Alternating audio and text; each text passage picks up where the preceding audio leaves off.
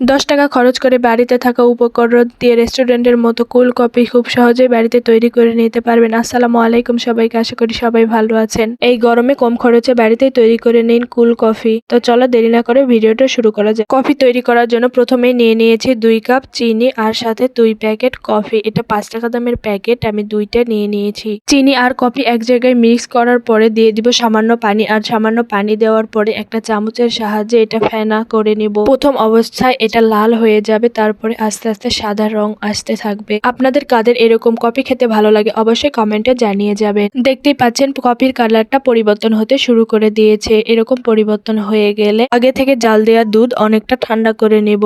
ঠান্ডা দুধ এই কফির মগে দিয়ে দিব। আমার ভিডিও আপনারা কে কোথা থেকে দেখছেন অবশ্যই কমেন্টে জানিয়ে যাবেন।